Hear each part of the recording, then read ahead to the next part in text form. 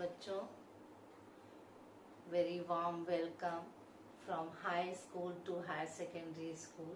अभी तक आप 10th में थे। 10th में बहुत अच्छे नंबरों से आप सभी पास हुए और 11th क्लास में आप सभी का बहुत बहुत हार्दिक स्वागत और अभिनंदन है। और उम्मीद है कि जिस फ्लाइंग कलर्स से, जितने अच्छे नंबरों से आपने 10वीं में अपनी परीक्षा पास की और जिस हिम्मत से और जिस एंथुजियाज्म से, उत्साह से आप 11वीं में गणित जैसा विषय चुन रहे हैं, तो उम्मीद करती हूँ कि आगे आप इसी एंथुजियाज्म से इस गणित विषय को पढ़ेंगे। गणित मैं पहले भी बता चुकी हूँ आपको कि बहुत कठिन विषय बिल्कुल भी नहीं है। बस ये है कि आपका ये ज्ञान जो है वो समाकलित हो जाता है। आप नर्सरी से जो भी गणित पढ़ते चले जाते हैं वो आपके उसमें ऐड ऑन होता जाता है। उसमें से कोई भी चीज जो है ऐसी है कि माइनस नहीं होती है ना, आपका जुड़ता हुआ ज्ञान रहता है। इस वजह से कुछ लोगों को लगता है कि गणित कठिन है, अदरवाइज गणित बहुत सरल है। और आप लोगों ने जितने उत्साह से इस विषय का चुनाव किया है, मुझे उम्मीद है कि आप उसी उत्साह से उसको पढ़ेंगे भी और डगमगाएंगे नहीं। कभी कभी लगता है जब 10th की हम इतनी पतली बुक से मैथ्स की थोड़ी बड़े साइज की बुक में आते हैं, और भी विषय हैं, फिजिक्स है, केमिस्ट्री है, इंग्लिश है, हिंदी है, सभी विषयों के साथ जब हम गणित को भी पढ़ते हैं तो हमें बहुत कभी कभी लगने लगता है कि हमने गलत चुनाव कर लिया। पर ऐसा नहीं है। थोड़ा सा कठिनाइयों का लेवल तो बढ़ेगा बेटा, आप बड़ी क्लास में जाएंगे तो थोड़ी चीजें आपके लिए टफ होंगी। तो be strong, be brave and let's start the new chapter of your new journey, first chapter of your journey, है ना, ऐसा कह सकते हैं अपन। तो सबसे पहले एक छोटी सी चीज मैं आपसे पूछना चाहूंगी। इसका गणित से ज्यादा कुछ लेना देना नहीं है, बट यदि आपके घर में कोई गेस्ट आते हैं, 3-4 लोग आते हैं और आप चाय लेकर जाते हैं या पानी लेकर जाते हैं, तो क्या अलग अलग तरीके के कपों में चाय लेते हैं या अलग अलग तरीके के ग्लासों में आप पानी देते हैं, कि एक से ग्लासों में या एक तरह के कप में?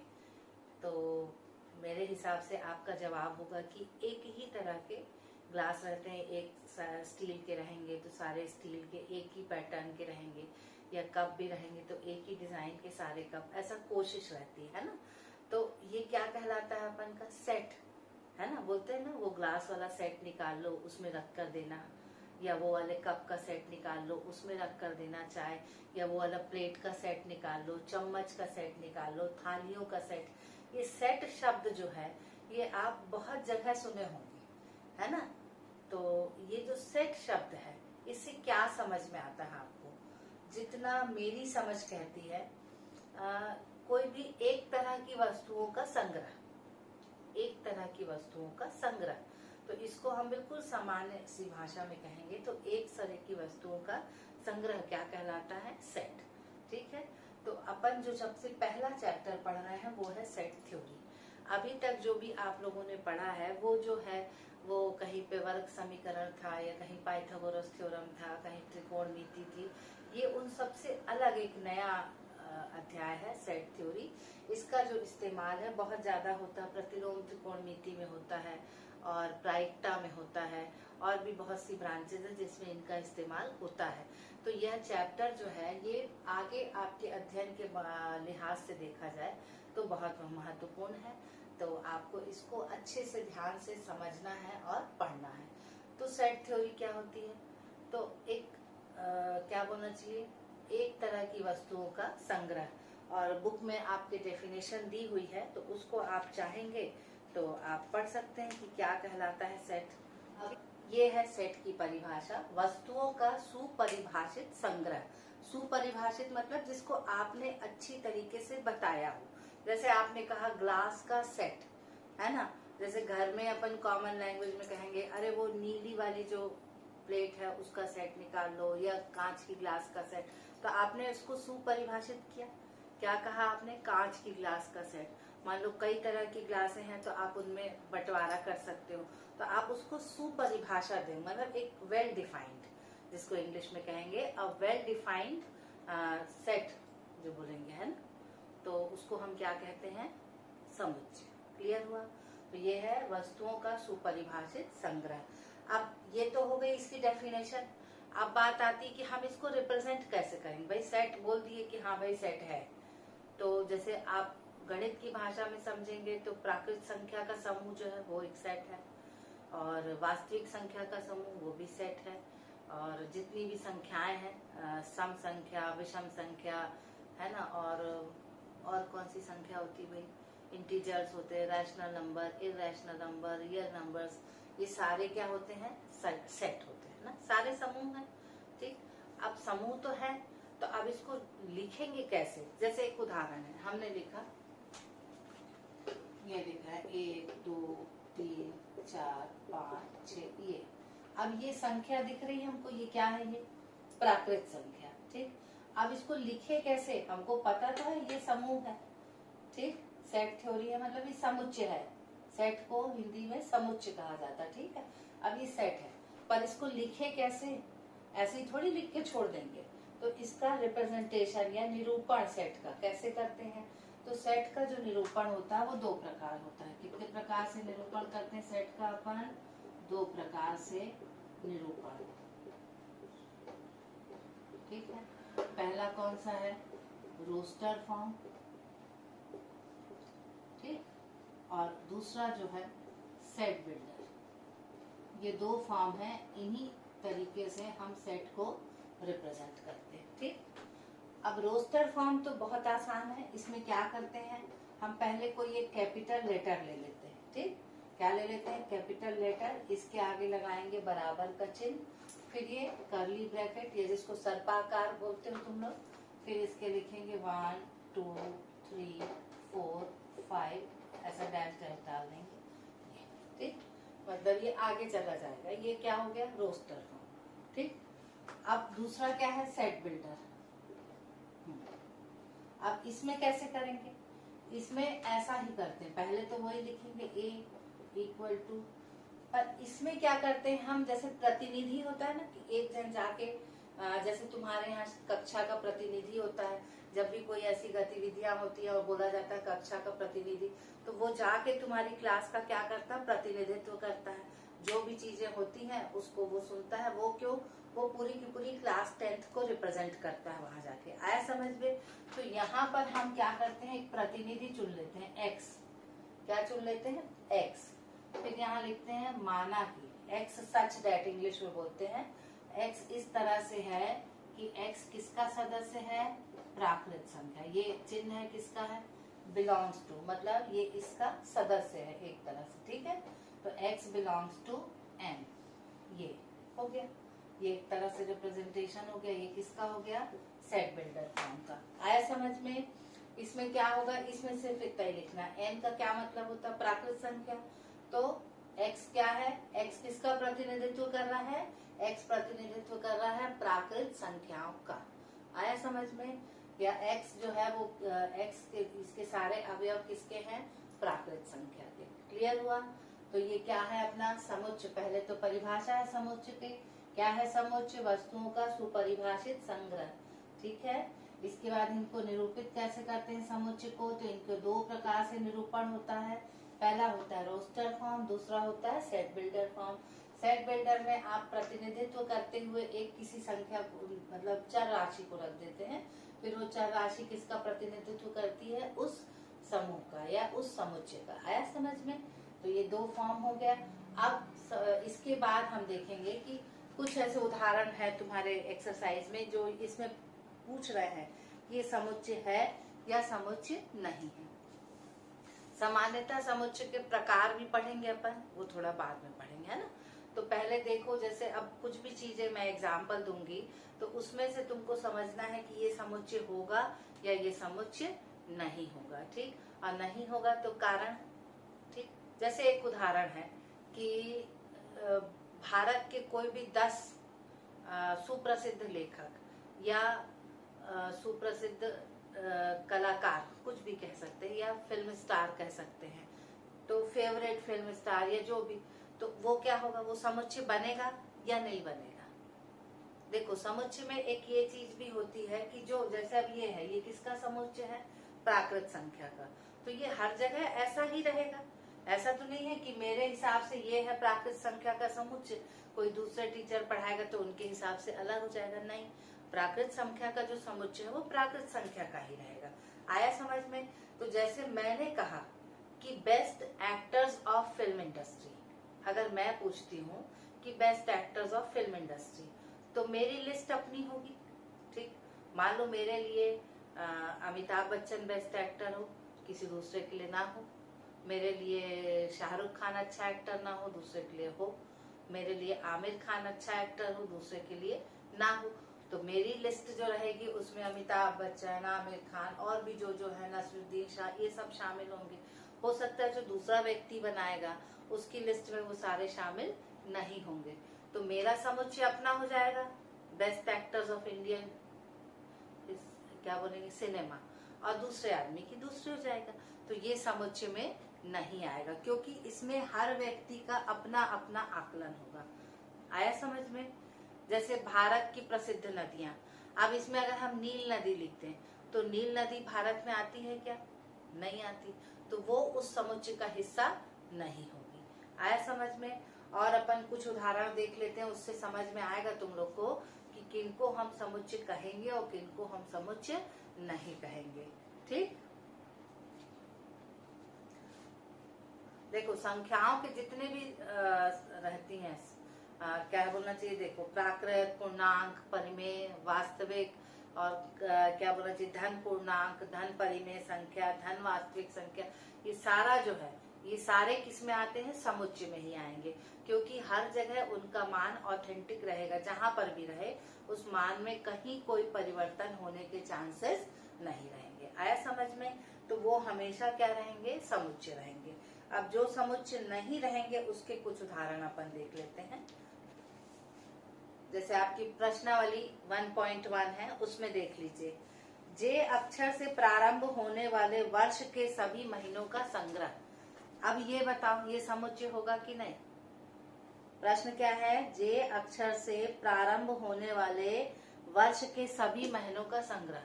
तो पहले अपन लिख लेते हैं संग्रह को, है ना? फिर जे अक्षर से कौन कौन प्रारंभ होता है भाई, पहले लिख ले, है ना? क्या होता है? जनवरी, फिर फरवरी तो एफ से होता है, मार्च एम से होता है, अप्रैल, मई, फिर क्या आ गया आपका? जून, फिर जुलाई, फिर और कोई आएगा क्या? अगस्त, सितंबर, अक्टूबर, नवंबर, दिसंबर। ये 3 महीने हैं जो किससे शुरू होते हैं? जे से। तो ये तुम किसी से भी पूछोगे वो क्या जवाब देगा? यही 3 महीने तो देगा ना, कि कुछ अलग जवाब दे देगा? यही देगा। तो ये क्या हो जाएंगे तुम्हारे? समुच्चय। क्या हो जाएंगे? समुच्चय। तो इनको रिप्रेजेंट करेंगे, तो ए इक्वल टू ये जनवरी, जून, जुलाई। ठीक, ये क्या हो गया आपका? संग्रह, समुच्चय। ठीक, अब सेकेंड है, इसमें देखो, भारत के 10 सबसे अधिक प्रतिभाशाली लेखकों का संग्रह। आपका प्रश्न क्या है? देखो, भारत के 10 सबसे अधिक प्रतिभाशाली लेखकों का संग्रह। अब प्रतिभाशाली लेखक तो बहुत से हैं भारत में, तो बहुत लंबी फहरिस्त है उनकी।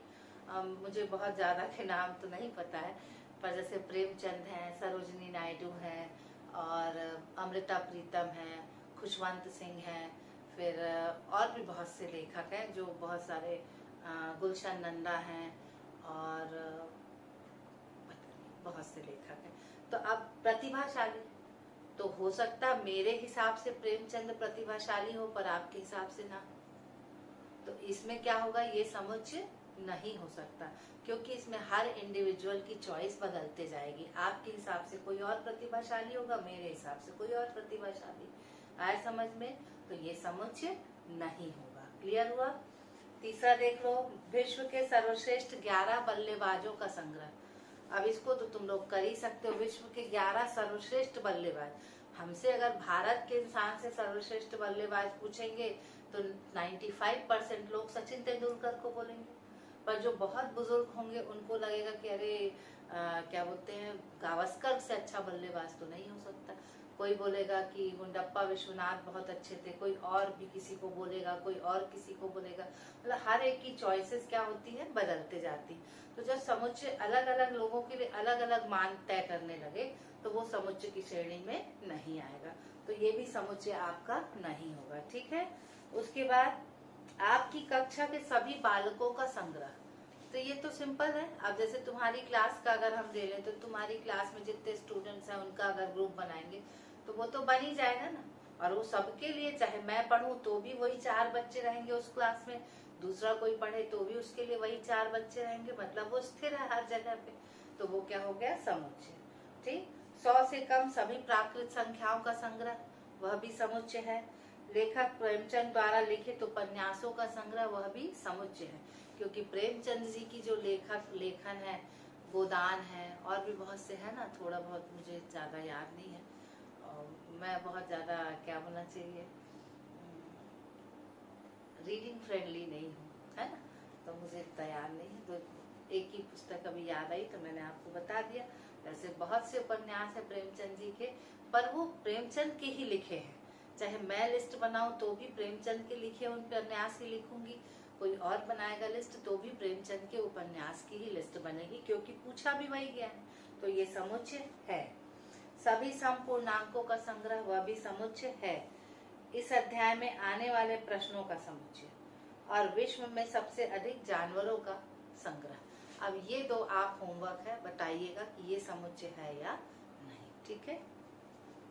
तो ये तो हो गया कुछ समुच्चय है या नहीं है। अब जब समुच्चय को हम लिखते हैं,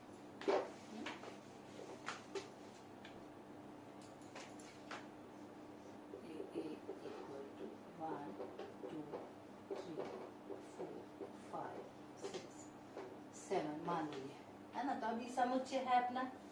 अब इसके जो मेंबर्स हैं, ये सदस्य है ना भाई इसके, तो इनको हम क्या कहते हैं, अवयव। क्या कहते हैं इनको, अवयव। और इंग्लिश में हम इसको बोलेंगे एलिमेंट। क्या बोल देंगे इसको हम, एलिमेंट। आया समझ में। जैसे एक किसका अवयव है, ए का, है ना, तो इसको निरूपित कैसे करते हैं, एक अवयव है ए का, ठीक। अब अगर मान लो हम लिखते 8, तो क्या 8 अवयव है ए का, नहीं है, तो उसको ऐसा क्रॉस कर देंगे। जो है उसके लिए ये चिन्ह रहेगा, नहीं है के लिए ये चिन्ह, ठीक है। इंग्लिश में अपन ई को बोलते हैं बिलोंग्स टू।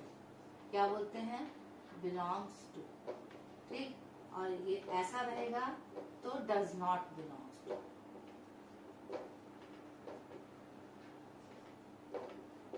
क्लियर हुआ। तो एक अगर इसका अवयव है तो इस तरह से निरूपित किया जाएगा, और अवयव नहीं है तो इस प्रकार से, ठीक। अब इसको आप उस हिसाब से कर सकते हैं। 2 अवयव है ए का, तो आप लिख सकते हैं 2 बिलोंग्स टू ए। 3 अवयव है ए का, तो 3 बिलोंग्स टू ए, ठीक है। अब इसमें कितने अवयव हैं देख लो, गिनो, 7। 1 2 3 4 5 6 7, ठीक। अब अगर इसको हम उसमें निरूपित करें सेट बिल्डर फॉर्म में, किसमें, सेट बिल्डर फॉर्म में, है ना, तो कैसे करेंगे, ए इक्वल टू, अब हमने बताया था ना प्रतिनिधि लेते हैं x such that x belongs to n। यहाँ तक तो ठीक है, पर प्राकृत संख्या 1 से शुरू होके कहाँ तक जाती है, अनंत तक। हम कहाँ तक आ रहे हैं, 7 तक, ठीक है। फिर यहाँ पे लिखेंगे वेयर x या तो छोटा है या फिर बराबर है किसके, 7 के। ये चिन्ह तुम लोग पढ़े हो, 10th में पढ़ा है तुम लोगों ने। इसका मतलब होता है छोटा या बराबर, ठीक। आया समझ में। x या तो 7 से छोटा होगा या 7 से बराबर होगा, है ना। तो अब अपने को पता है भाई कि प्राकृत संख्या शुरू कहाँ से होती है, 1 से।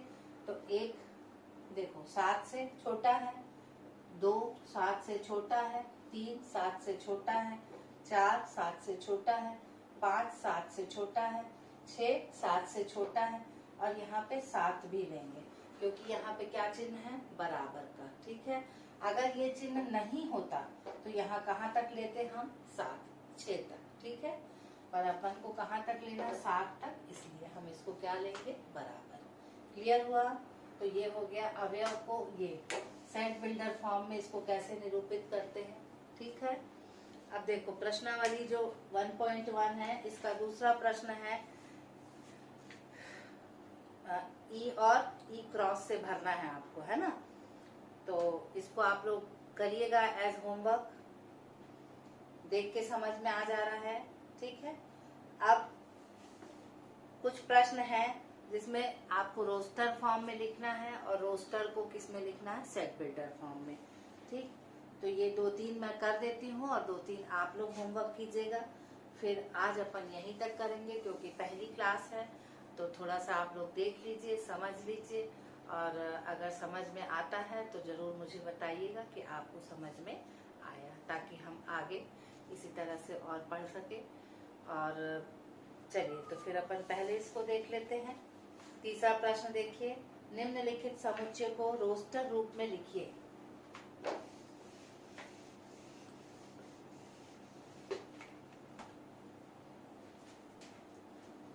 पहला है ये आपकी एक्सरसाइज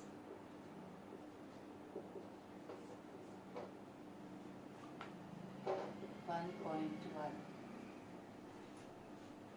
क्वेश्चन नंबर 3 का फर्स्ट है।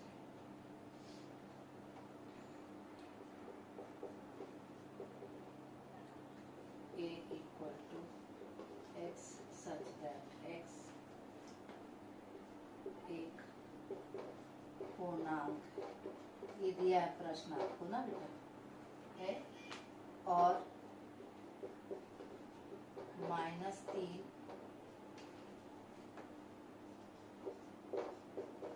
ये आपका प्रश्न है। ठीक है, अब इसको आपको किस में लिखना है, रोस्टर फॉर्म में। बहुत सिंपल है, a इक्वल टू, पहले ये समझ लीजिए भाई, पूर्णांक मतलब ऋणात्मक भी रहेगा और धनात्मक, ऐसे रहता है ना, ऐसे दर्शाएगा ये -3 -2 0 1 2 3 4 ऐसा जाएगा। ठीक, अब पूर्णांक है तो ठीक है, ये रहेगा पूरा। ठीक, अब ये ध्यान देने लायक है ना, x बड़ा है, किससे बड़ा है, -3 से। तो अपने को पता है दाहिने साइड जो संख्याएं जाती है वो सब बड़ी हैं, तो -3 से बड़ा। अच्छा, अब यहाँ पे चिन्ह को ध्यान देना है आपको, x बड़ा है बता रहा है पर बराबर नहीं है। जब बराबर का चिन्ह नहीं रहता है तो उस संख्या को हम छोड़ देते हैं, उस संख्या को हम छोड़ देते हैं। तो कहाँ से शुरू करेंगे हम, -2 से। ठीक, और कहाँ तक है देखो, x छोटा है किससे, 7 से। बराबर तो नहीं है, बराबर है क्या, नहीं, बराबर का चिन्ह नहीं है, तो कहाँ तक जाएंगे हम, 5 6। तो ये 7 को यहाँ पर भी छोड़ेंगे क्योंकि ये बराबर का चिन्ह नीचे यहाँ नहीं लगा है। ठीक, इस चीज को आपको ध्यान देना है। क्लियर हुआ? तब अपन इसको कैसे लिखेंगे वो देख लीजिए। अपन लिखेंगे -2 -1 0 1 2 3 4 5 6, ये हो गया। आया समझ में? तो ये सेट बिल्डर था, सेट बिल्डर का अपन ने किसके रूप में लिखा, रोस्टर के फॉर्म में। ठीक है, तो ये हो गया। और एक आध और मैं करा देती हूँ। हाँ, दूसरा देखो, B है x सच दैट x संख्या 6 से कम एक प्राकृत संख्या। प्रश्न को ध्यान से सुन लो, x जो है 6 से कम एक प्राकृत संख्या, 6 से कम प्राकृत संख्या शुरू कहाँ से होती है, 1 से, और 6 से कम है मतलब कहाँ तक जाएगी, 5 तक। 6 उसमें शामिल नहीं होगा क्योंकि वो 6 से कम बोल रहे हैं। ठीक है, तो उसको अपन लिखेंगे, b लिखा है यहाँ पे, तो b इक्वल टू हो जाएगा 1 2 3 4 5। उसमें 6 को शामिल नहीं करेंगे क्योंकि 6 से कम बोल रहे हैं। ठीक है, तो अब बाकी 2-4 हैं जो उनको आप करिएगा। ठीक है, अब जैसे जो लिखा है, ट्रिग्नोमेट्री के शब्द के सभी अक्षरों का समुच्चय, ट्रिग्नोमेट्री के सभी अक्षरों का समुच्चय, तो इसमें अक्षर देख लेना है आपको। जैसे ये है TRIG, है ना, ट्रिग्नोमेट्री। ठीक, अब इसमें अक्षर देखो, अब देखो टी 2 बार आया, पर 2 बार थोड़ी लिखेंगे अपन, टी लिखेंगे, फिर R I G O N M और E और Y। हो गया ना? देखो टी भी है, R I G O N M E और Y। ठीक तो इसको लिख सकते हैं अपन T R I G O N M E Y। ठीक, ये हो गया ट्रिग्नोमेट्री का। ठीक, इसी तरह से एक और है, उसको आप कर सकते हैं। फिर नेक्स्ट क्वेश्चन है, निम्नलिखित समुच्चय को समुच्चय निर्माण विधि, हिंदी में उसको सेट बिल्डर फॉर्म को कहते हैं समुच्चय निर्माण विधि। देखिए अब आप 11th क्लास में आ गए हैं, तो इसमें बहुत बार आपको इंग्लिश की टर्मिनोलॉजी से रूबरू होना पड़ेगा, और मेरा तो सुझाव आप लोगों को भी यही रहेगा कि इंग्लिश, हिंदी के साथ साथ आप इंग्लिश के शब्दों को भी इस्तेमाल करना सीखिए, क्योंकि कॉलेज में और पोस्ट ग्रेजुएशन, जैसे हम लोगों ने पोस्ट ग्रेजुएशन किया तो उसमें सारा कुछ इंग्लिश में था, है ना। चूंकि मैं तो इंग्लिश मीडियम की स्टूडेंट थी तो मुझे इतनी दिक्कत नहीं हुई, बट हिंदी मीडियम के स्टूडेंट्स को निश्चित रूप से थोड़ी सी तकलीफ होती है। तो यदि आप शुरू से ध्यान देते रहेंगे कि जैसे समुच्चय निर्माण विधि है तो इंग्लिश में हम कहते हैं सेट बिल्डर, तो वो आपका बेनिफिट है बेटा, क्योंकि आपको दोनों चीज में पता है। हिंदी में आप इसको समुच्चय निर्माण कहेंगे और इंग्लिश में आप इसको सेट बिल्डर कहेंगे। इंग्लिश मीडियम के बच्चों को सिर्फ सेट बिल्डर मालूम होगा, पर आपको दोनों पता है, तो आपको बेनिफिट होगा। तो आप इंग्लिश और हिंदी दोनों में शब्दों को ध्यान से सुन लीजिए, है ना। तो सेट बिल्डर दिया है तो अपन ने इसको रोस्टर में कर दिया, अब उल्टा करेंगे, रोस्टर का सेट बिल्डर। ठीक है,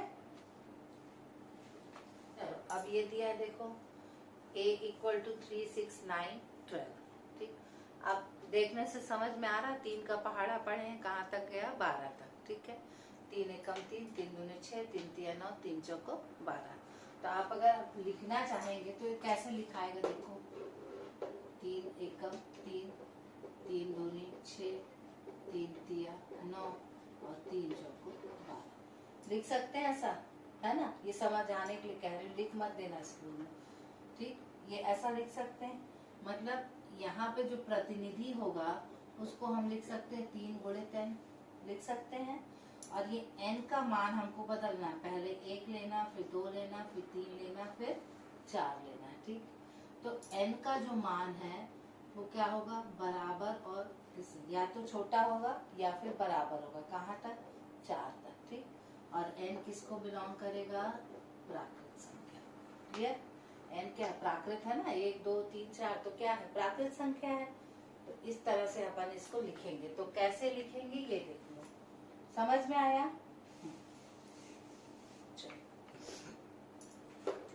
A = अब इसका प्रतिनिधि x। ठीक, अब ये प्रतिनिधि क्या है? ये जो x है ये 3 का गुणनफल है। ठीक, किसके साथ गुणा होने पे मिल रहा हमको? n के साथ, जहाँ पे n क्या है? प्राकृत संख्या। इसके अलावा क्या है? n जो है 4 के बराबर है या 4 से छोटा है। इसको लिखना जरूरी है, अगर इसको नहीं लिखोगे तो यहाँ ब्रेक नहीं लगेगा, ये तो बढ़ता चला जाएगा। ठीक है, तो ब्रेक लगाने के लिए इसको लिखना यहाँ पर जरूरी है। तो ये रोस्टर फॉर्म था, ये इसका क्या हो गया? Set builder form. ठीक, दूसरा देखो, 2, 4, 8, 16, 32। अब इसमें घात है, ध्यान दे दो तो।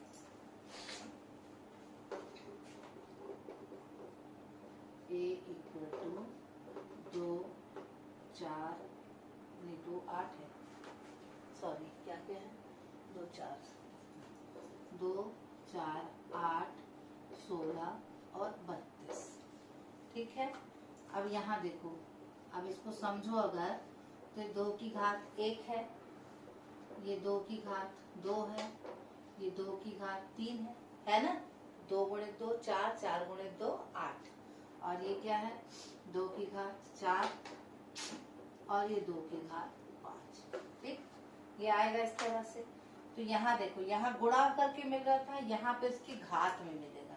तो अब इसको कैसे लिख सकते हैं, a इक्वल टू, प्रतिनिधि तो भेजना जरूरी है तो भेज दिए। कैसे भेजे भाई, कि x किसके बराबर है, 2 की घात n। घात में परिवर्तन हो रहा ना, आधार तो सेम है, तो इसको अपन लिखेंगे 2 की घात n, जहाँ पे n क्या है, प्राकृत संख्या है। क्लियर। पर n पे लिमिटेशन लगानी है ना भाई, कहाँ तक है, 5 तक है। तो n less than equal to, ठीक है। तो ये हो गया रोस्टर का सेट पॉइंटर फॉर्म। ठीक है। तीसरा है 5, 25, 125, 625। तो इसको तो कर सकते हो।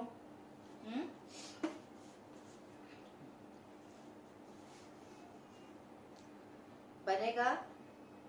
बाकी देखो तीसरा, चौथा और पांचवा, इसको आप देखिएगा, नहीं बनेगा तो फिर मैं बताऊंगी। ठीक, बनेगा।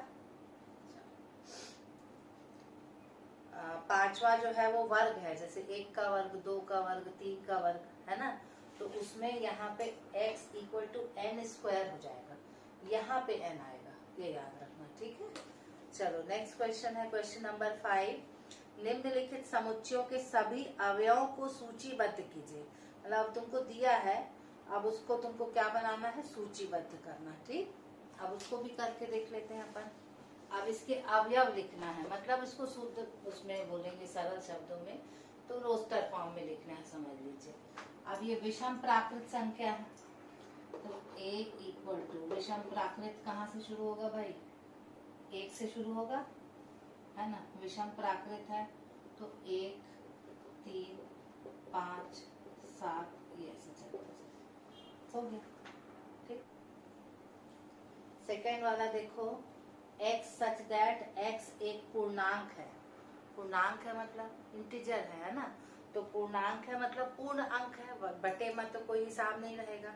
तो अब -1/2 और 9/2, इनके बीच में क्या आएगा ये बताओ।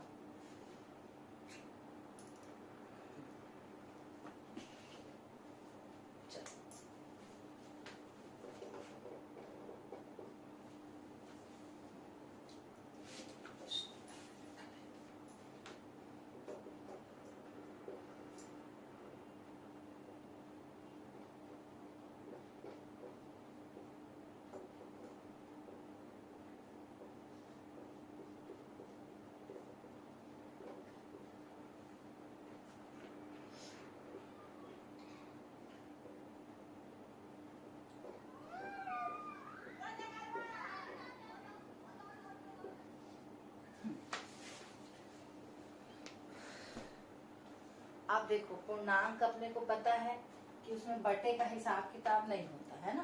अब ये देखो, ये आएगा आपका -2, -1 और 0, फिर 1, 2, 3, 4 ऐसे जाता है ना। अब ये 1/2 है, मतलब ये कहाँ पर होगा, यहाँ कहीं पर होगा। ठीक है ना, 1 और 0 के बीच में होगा ये 1/2। ये 9/2 है, डिवाइड करके देख लो, 4.5 आएगा, है ना। मतलब ये यहाँ कहीं होगा, 4 के बाद ये इधर होगा। अब तुमको क्या लेना है, देखो तुमको मैंने बताया था कि जिसको, जैसे यहाँ पर बराबर का चिन्ह नहीं, मतलब इसको छोड़ना, ये तो वैसे भी छूटेगा क्योंकि ये बटे में है, और पूर्णांक में पूर्ण अंक होते हैं, आधा अधूरा वाला काम वहां पर नहीं होता। तो आधे के बाद कौन सा आता है अपना, 0। ठीक है। तो अब क्या आएगा, देखो 0 से यहाँ कहाँ तक आना है आपको, 9/2। 9/2 मतलब 4.5 हुआ ना। तो 4 के बाद तो हमको उसको तो छोड़ना, वैसे भी 4.5 तो शामिल होएगा नहीं, कहाँ तक आ जाएगा, 4 तक। ठीक। तो ये क्या आ जाएगा आपका, b इक्वल टू 0, 1, 2, 3, 4। आया समझ में। तो ये हो गया, और बाकी हैं तो आप करके देखिएगा।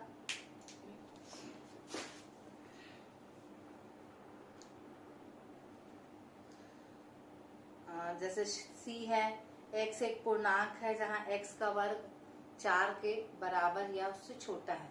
तो किसी भी संख्या का वर्ग, तो 4 से छोटे वर्ग कौन सा होगा, सिर्फ 1 का वर्ग या 2 का वर्ग। तो 1 और 2 ठीक है।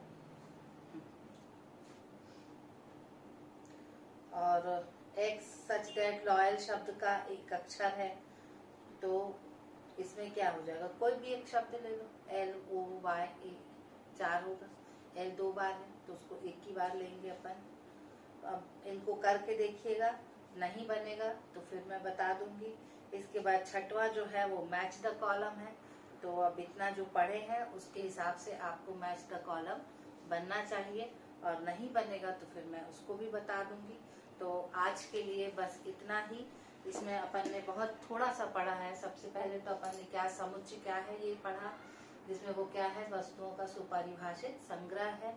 इसके बाद इसका निरूपण पढ़ा। निरूपण 2 तरह से होता है, रोस्टर फॉर्म और सेट बिल्डर फॉर्म। और जो भी सदस्य होते हैं समुच्चय के उनको हम अवयव कहते हैं, और उनको अगर अवयव सदस्य है तो ई से रिप्रेजेंट करते हैं, और सदस्य नहीं है तो ई को काट के, है ना। तो कहने को तो ये अपन ने इतनी ही 4 चीजें पढ़ी है। तो उस पर आधारित जो प्रश्नावली 1.1 है आपका ये होमवर्क है, आप उसको करके देखिए, और अगर नहीं बनेगा तो आप मुझसे पूछ सकते हैं। तो बाकी अब नेक्स्ट क्लास में अपन मिलेंगे और उसके बारे में फिर आगे पढ़ेंगे। अपन समुच्चय के प्रकार पढ़ेंगे, और भी बहुत सी चीजें हैं। है बहुत इंटरेस्टिंग, इजी है, और डिफिकल्ट तो नहीं कहूँगी, थोड़ा सा मतलब चूंकि मैथ्स लेते हैं तो हमारी परिकल्पना जो होती है बहुत टफ चीज़ों की होती है। तो ये जो चीज़ होती है वो कुछ ज़्यादा ही इजी लगने लगती है, तो कभी कभी इजी चीज़ भी हमसे नहीं बनती है। तो ये उसी तरह का कुछ है, बहुत लॉजिक आपका ब्रेन वहाँ पर काम करेगा। तो उम्मीद है आपको ये वीडियो पसंद आया होगा। अगर पसंद आया और आपको ये पढ़ना अच्छा लगा तो प्लीज़ डू कंटिन्यू। तो अगले वीडियो में फिर अपन कुछ इसके आगे पढ़ेंगे। तब तक के लिए बाय, टेक केयर, और होमवर्क जरूर करिएगा, ठीक है। Thank you.